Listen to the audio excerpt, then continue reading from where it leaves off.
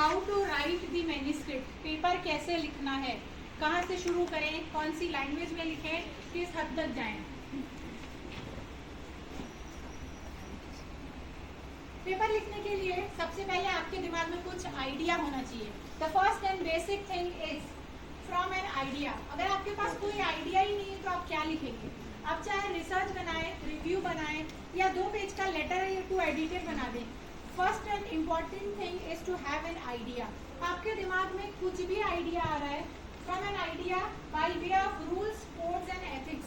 अब आइडिया तो आया, उसको एक स्टैंडर्ड प्रोटोकॉल से ले जाके रूल्स रेगुलेशंस को फॉलो करते हुए एक मैन्युस्क्रिप्ट बनाएंगे, जिसको हम बाद में पब्लिश्ड पेपर के नाम पे रेफर करते हैं in the form of literature.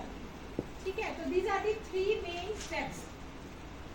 बीच में मैं अभी जैसे फार्मेसी के जो भी फैकल्टी सीसीपी और सीआईपी की, अभी रिसेंट में ऐसा क्या चल रहा है कि हम सोचे कि आज हमको एक पेपर लिखना है। मैं आपका आइडिया नहीं छुड़ाऊंगा, मैं पूछना चाहता हूँ कि क्या आपकी कभी थॉट प्रोसेस रही है कि अभी करंट में क्या चल रहा है और हमको किस पर लिखना चाहिए?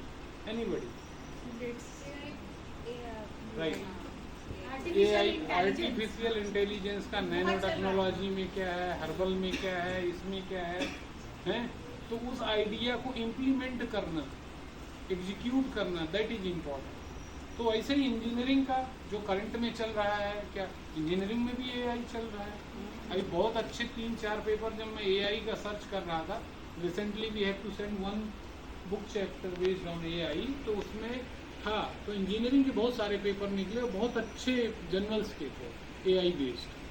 तो हम जा सकते हैं, हर चीज़ में, नर्सिंग में भी है, एजुकेशन में भी है, सब जगह एआई का यूज है।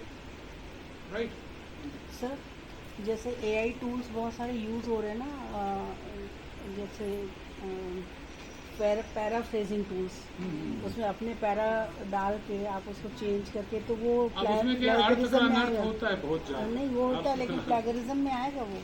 प्लेगरिज्म में तो वो दूर कर तो देता है, लेकिन क्या होता है कि वो ये नहीं समझता है कि आप किस चीज़ के लिए बात कर रहे हैं, है ना?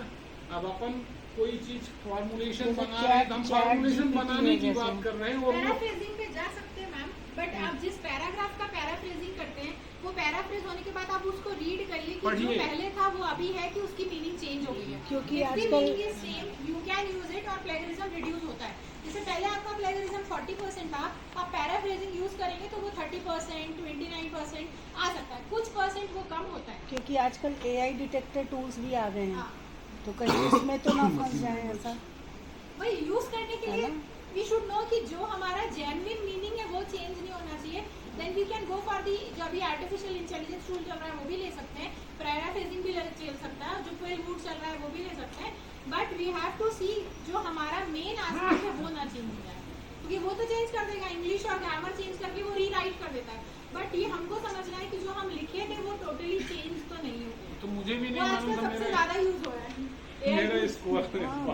बच्चे बहुत यूज करते हैं सर ये टूल है, लेकिन इसमें हम जो भी डालते हैं उसको एज इट इज पैरेलली इधर ट्रांसफॉर्म हुआ, आप उसको पढ़ते जाओ क्या हो रहा है। वो तो कर रहा है सर, वो हम समझ रहे हैं, थीम चेंज नहीं होना चाहिए, लेकिन कहीं एआई डिटेक्टर टूल्स में ना पकड़ा जाए, वो पूछ रहे हैं।